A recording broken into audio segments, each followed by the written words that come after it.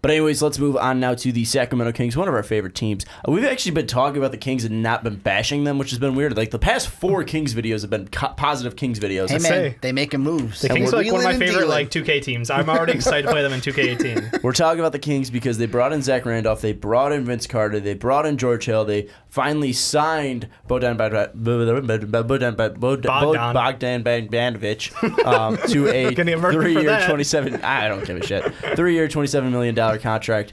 So they brought him over. So this team, obviously, with the additions that they made in the draft, Harry Giles, De'Aaron Fox, just to name a few. This team is really taking shape. Dave and I talked about it when you were in VidCon, Ricky, that we kind of think they have their core, and now they're just adding veterans onto this. And it's veterans that, like Zach Randolph has worked with Coach Yeager before. George Hill, a guy that's been working with Pop before, has been in Utah, a very team-oriented team-oriented kind of atmosphere there. You look at least Vince Carter, a guy that's been bounced around, but a guy that's been a star, a guy that knows how to handle the spotlight. So looking at all the pieces that they brought in, how good will this Kings team be in 2017? Because we already know that the West is loaded. So, obviously not maybe a playoff team, but how good will this team be? I mean, will this be a, weirdly enough, serviceable NBA team in Sacramento? I kind of wanted to say, like, when the Jimmy Butler trade went down, like, I remember looking at Brandon and going, yeah, you know what, when we get to our... Yeah, the Kings are going to make the playoffs. No. When we get to our predictions, I'm going to have the T-Wolves as the 8th seed. Watch this, Brandon. I'm kind of looking at that Kings roster going, if they can get something going, maybe the 8th seed. Maybe they're my Bulls this year. You never know. What world? Maybe they are my Bulls. Said the same thing when I said Bulls is the 8th seed. They made it. But the West is a lot tougher. All-stars at one point. I mean... There's a difference between... Hey, man, they got the Wooden Award winner, Buddy Hield. You're right. Look, I love this Kings team. I love the direction they're taking. I just don't think in the West you can put them in the playoffs yet. I want to watch them actually play because, look, you said early on, it was Vince Carter's signing was awesome for them. He's a player who has been around the league forever. He's got a fantastic pedigree. He's learned to evolve his game from just purely an athletic monster to actually developing a shot and then becoming a good mentor for younger players in the locker room. I like Zach Randolph being brought in. Good role model for a couple of the younger players. And then, honestly, like the biggest thing for me is bringing in George Hill. Yeah. Because you watched how much he grew last year. Like, I feel like Indiana was like, or I should say actually, because he started off in the Spurs. It was like Spurs to Indiana. Well, he was a part of the Kawhi deal that sent Kawhi to San Antonio. Like, I think he's kind of evolved his game over time, and I like the way he's doing it. But my big thing for them is like adding him in there takes a lot of pressure off of having De'Aaron Fox potentially start early on, which is wonderful for me. Well, so you like the addition of George Hill because then De'Aaron Fox won't start? Right. So you didn't want De'Aaron Fox starting? I like De'Aaron Fox. I'm just concerned about you can't run out a roster like of kids under the age of 24 like to start the year. I feel like that like why not? We watched the Suns do it at the end of last year, and it was fun, but they had zero chance to win every single game. But also, I mean, you look at that team, and yes, De'Aaron Fox is ridiculously young, but you look at really what they're adding on. I mean, yeah, Zach Randolph might start in that team, but he's not going to play. He's not going to be playing a majority of the minutes just because he is that old. I mean, he's getting older. I expect him to play about 20, yeah, probably 20 minutes. Game. Yeah, I mean, I don't think Zebo's going to be carrying that big of a load. No, but he's still going to be able to help this team. I think George Hill will probably start. I mean, I'm not going to be too excited because I did want to see De'Aaron Fox start with Buddy Hield. I thought it was going to be a fun matchup. We'll see him out there plenty. We will, and we will. I just think that they're not going to George Hill dictate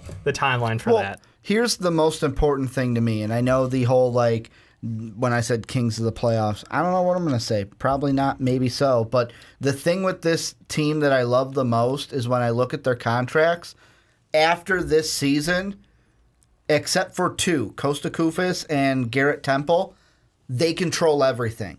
They control who leaves and who stays because the majority of their team, Willie Cauley-Stein, Buddy Hield, Giannis, Papagiannis, Malachi, and Scale, all on club options. And the rest of them are locked away. I mean, the majority of these guys are on the rookie deal, which could be a problem for them long-term. When they need to resign them. Yeah, I'm saying right now, though, it's a good thing because they're in control of...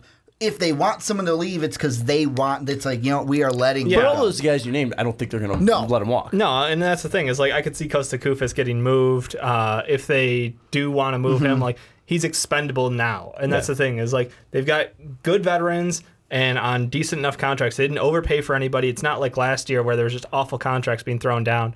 So like George Hill coming off his best year, who shot 40% from 3, 52% from 2, like that's a valuable player. And I think that he honestly will have the biggest impact on this team because... Well, I mean, he's the best player they signed, without a doubt. Yeah. I mean, that's not too crazy saying. I just think George that's Hill's the have the biggest impact. If you look at the team, like he's the guy who's going to be the difference maker, and he's the guy who's going to set up the rest of the team for success. I know we are all hyped about Buddy Hield, but like the question for me is like it's on Buddy Hield, and I want to throw it back to like the Suns conversation when it was Devin Booker versus Buddy Hield kind of, and it's like honestly we expected who can carry a team better, and Devin Booker, volume shooter, Buddy Hield looking like he could be in the same vein. So I mean, like with that pairing, I like adding George Hill there because you have a veteran on the floor to run the court versus what the Suns could do if they end up being crazy and moving point guards out of the way and going with the younger lineup. Like I like that lineup better personally. Yeah, I mean it's gonna be interesting to see. I think your starting lineup for the Kings is for sure gonna be George Hill starting out there. Then you're gonna have Buddy Hield at the 2. The 3 is still kind of up there because they didn't bring in a 3. I was going to ask, you have Bogdan play the 3. I mean, probably him. But, I mean, that might be a position that we see tinkered with if he doesn't start. I mean, if he doesn't really fit that mold, I mean, you're going to have 3 out. I mean, you have 2 dangerous 3-point shooters there. But, I mean, really, where is the penetration going to come from? Are you going to rely on Willie Cauley-Stein for that? Are you going to rely on your power forwards for that? I mean, where's the penetration going to be? Where's that guy that's going to be able to take the ball in iso ball and then really take it over? Is it going to be Buddy Hield? Is he going to take that much on? So that's the one thing that I kind of wonder about Bogdan. The thing that I look at, and this, of course, this is a long-term thing because, like we said with the draft, you're getting players that aren't the, like, hey, I'm going to step in and contribute right away, but this might be a player that does because he was an upperclassman. But I am curious to see, because it's that 3 spot, how long it takes a Justin Jackson to fit in with this team.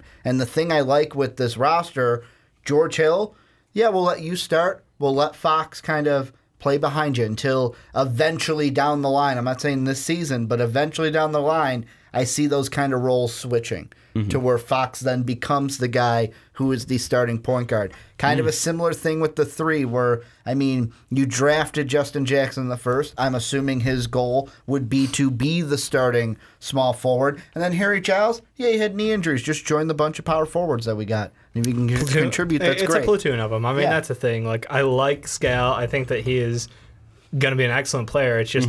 bringing in Zebo, veteran down low who can body up people. Like, well, and he's going to be able to teach Harry Giles. He's going to be able to teach Scale these things. I mean, it's not like, I mean, we saw what Jaeger was able to do with Zebo, and obviously what Zebo did before Jaeger even came over than what he was able to do after. I mean, Zach Randolph is a guy that has matured immensely, but he's also been able to refine his game. I mean, he was a guy that wasn't, I mean, he defined the norms of power forwards. I mean, because he was not a stretch forward in any he doesn't shoot the 3 ball. No, but he was an old guy. I mean, he was an old school guy. You're gonna be able to throw it in the low post. He was gonna be able to grab you 10-10, 20-20 on a really good night. I mean, he was a guy that's gonna be able to pull down a ton of boards and be really gritty, and he's gonna grind some stuff out down low, and it's gonna be able to pass that on to guys like Scale, who were seen as weak guys coming out of college. I mean, Harry Giles, a guy that is at least seen as weak because of his knee injuries. Definitely not physically. That guy's huge. But you look at just all of this, potential on this team. Is there, I don't want to say too much, but is there too much where you won't see, that much of a, you won't see a 40-win team. You won't see a 35-win team because there's so much potential that they're going to try too many things, and it's just more about let's get the players out on the court and let's get them experience than let's actually win basketball games. The thing that I was going to bring up is I think that based off of last year, the 2 teams that finished right around each other with 32 and 31 wins, the Kings and the T-Wolves will have improved win totals this year. I'm not saying that neither of them are for sure locks of the playoffs, but they're going to be better than they were last year. To me, in my mind, there are 3 possible teams that, because of what I'm going to throw the T-Wolves into this, because of what they did and because of what the Kings are starting to do with this lineup that I am excited for the future, is Dallas. I look at them and I go, you didn't do a lot. And also, you lose a guy. I mean, they brought in Dennis Smith. They have Wesley Matthews. They have Dirk. They have Nerlens. I still see them as a team. I mean, that starting lineup's good. But I still see them as a team. You won 33 games this year, and with this offseason, with Dennis Smith, you're expecting, with the moves that T-Wolves and Kings made. They also tanked, though. Remember yeah, that? They were had really that, like, are we going for the playoffs? No, let's tank. Let's go back down to 9. Yeah. So, I mean, this was a team that was really decent out there. Do you see Dallas as a playoff team? I don't see in that. this already better West than last year. Can I say something? I see 14 playoff teams in the Western That's Conference. the problem. Thank you. Or not 14. If I'm doing my math right, I see, 13 then? I was going to say, yeah, like, 13 the only out team, of 15. Yeah. I don't see the Lakers and I don't see the Suns. The other two I was going to bring up were the Trailblazers, because they're a team that was teetering right on that 8th seed, and more importantly, the Pelicans, because they were a team this offseason I think had to throw too much money at Drew Holiday to keep him, and now now it's like, wow, we got Anthony Davis, Andrew Holiday on these deals, and now we have to figure out what to do with Boogie, and oh wait, if Boogie's not happy, we're going to lose him, kind of a thing. So those are the 3 teams that I look at with the Kings and the T-Wolves in the rearview mirror that I would be like, I'm getting a little nervous. I mean, if every team hits their potential in the Western Conference, this is going to be ridiculous. Because, I mean, I think, again, just the Lakers... get rid of the East. I think just have the West. We talked about that last week in the podcast. But you look at that, I mean, I think the Lakers and Suns are for sure out. I mean, even the Lakers had kind of a chance, but I don't think so. No. I'll give entirely written off. I'll give Lakers some. Lonzo Ball taking to the playoffs. Per LeVar. LeVar said it. Minnesota obviously improved, adding Jimmy Butler and Taj Gibson. Sacramento, like we talked about, and Jeff Teague. You look at Sacramento, obviously they've improved as we're talking about right now. The second best offseason. Dallas has obviously improved, adding Dennis Smith. I mean, I still think that starting 5 that we talked about is great, and you see Rick Carlisle constantly bringing guys that fit this team and fitting. I say between Dorian and Yogi still on the team, like you've got a bunch of younger guys who he can really mold. And there's a lot of players that he can just find that a lot of diamonds that are off, like we talked about. The Pelicans, if they hit their potential, having these 2 Twin Towers, the best backcourt in the NBA, or I'm sorry, best front court in the NBA, with Davis and Boogie playing off each other, that could be one of the dangerous teams. Another fantastic backcourt right now is Denver Nuggets, Paul Millsap, and Nikola Jokic out there. Oh, I mean, that's dirty right there. Portland, obviously the 3 of Yusuf Nurkic, CJ, and Dame Nurkic, and CJ. Memphis hasn't gotten any worse. I mean, really, you look at Mike Conley. The rest of the playoff Parsons teams never plays 8. a game. I mean, the only one that's like the Clippers and Jazz, but the Jazz and Clippers, I mean, yes, they lost. They're still going to be playoff teams in my mind. The Clippers lost PG-13, but then you also see them bringing over JJ Redick. PG-3. Sean, the no sleep is killing you. CP3. They know what I mean. CP3. But still, you bring in Milos, you bring in Danilo Gallinari. Jazz obviously losing Hayward, but they're still possibly bringing over Jay Crowder. And Ricky Rubio. Yep. So I mean, there's a lot of things where there's a ton of playoff teams, or a ton of possible playoff teams here. I think the Kings are going to be improved for sure, but I don't know if it's going to show. Going to be fun basketball to watch. I don't know if it's going to show in the record. Is what I'm saying. That I agree with you. I think that they're. I think they're going to be a better team for sure, but I don't think it's going to be like, oh, this team's a 35-win team. Yeah. This team's a 40 I don't team. expect them to jump magically, but again, we're watching them go really young and be really smart with contracts. So. I'm excited to watch them for the next couple of years and see how this all plans out, because again, we talked about between Buddy Hield, Scal, Willie Cauley-Stein, and then this year's draft class with Fox, Jackson, and Mason. And Harry Giles. The guy who, if his knees work, is a legitimate power forward in the NBA. The guy looks scary. I mean, he's scary athletic when healthy. I mean, he was the number 1 prospect out of high school. I mean, there's so much potential on this team. Again, I just don't know how much they will go for it, just because there is so much potential. Let's just get these guys playing instead of winning. I think they're about the same spot. Another 30 wins.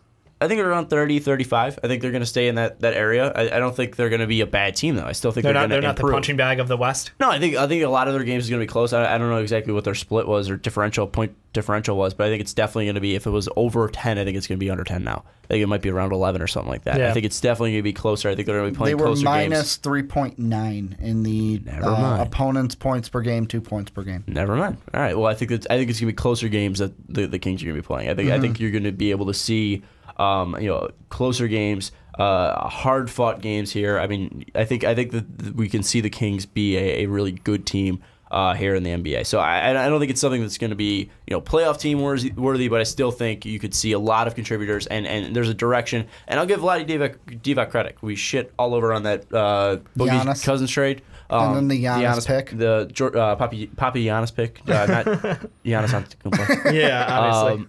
Yeah, I mean, I'll give Vlade credit. I mean, he's built a pretty good team here, and there's a lot of potential for this to go to. Again, I don't think they're going to be a playoff team. I don't think you kind of said they were. Maybe. We'll see. I mean, again, there's too many teams. 13 playoff teams in the Western Conference. I guess you have to wait and find out. But the one thing I will say... They have to wait until, what, September? Yeah, they got to wait a long time. A while. One thing I will say, and this is a throw out to the Kings fans, if you don't like what the Kings are doing, you don't like NBA basketball right there. Boom. What does that even mean? I don't even know. Their announcer says that. If you don't like that, you don't like NBA basketball. There you go. Take your word. Guys. There you go. Anyways, do you like NBA basketball? Do you like what the Kings are doing? Let us know down in the comments below. I think that's an interesting question.